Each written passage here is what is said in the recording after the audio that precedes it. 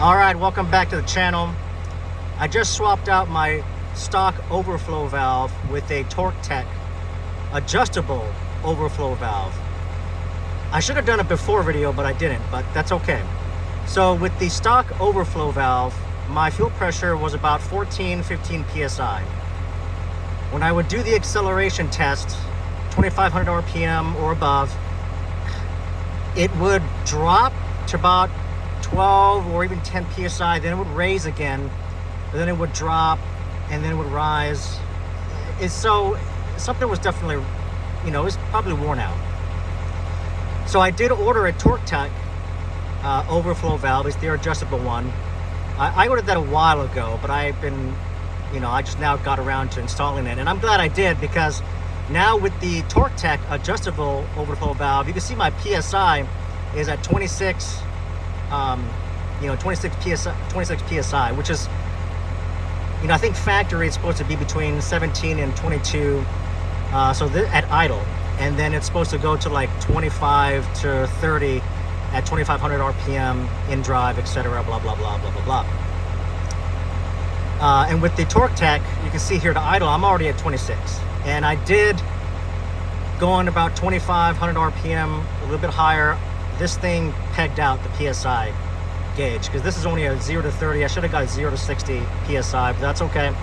It pegged out at 30. Actually, it kept climbing. It went past the 30 mark. So I highly recommend, if you got one of these 12 valves, get the Tork Tek adjustable overflow valve. So there's that. All right, let me shut the truck down, and you guys can get a better look at things. All right, so there's the adjustable Tork Tek overflow valve.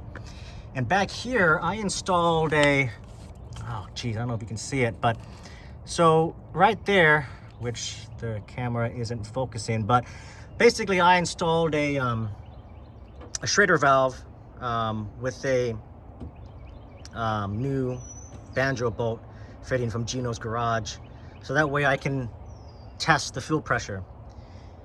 So I'm glad I did. I'm glad I waited because when I ordered the Tork Tek overflow valve, I was going to install it right away, but I decided to wait until I got the Schrader valve and the new banjo bolt, so I can actually do a fuel pressure test, so I can see where I was at stock versus after the Tork Tek, and I'm glad I did. So yeah, I was a little surprised that the stock overflow valve, this thing, yeah, it's done. It would not, like I said, it would be about 14-15 idle, and then it would drop and then climb, but then drop and then climb, and so this thing was definitely on its way out. And there's the factory outlet fuel filter banjo bolt with the bleeder bolt on top, which is really not necessary. When I did a fuel filter change, I just pumped it 100 times and the truck was able to fire right up. I didn't have to bleed any lines or anything like that. But yeah, get into that fuel filter, get into the fuel pump to manually pump it. Yeah, that was not fun doing that 100 times. But anyways, that's it for this video. I'll do an update on the truck eventually. It's got a little over 100,000 miles now, but I'm very happy with the truck. I can't complain. I would buy this truck all over again. All right, we'll see you guys in the next video.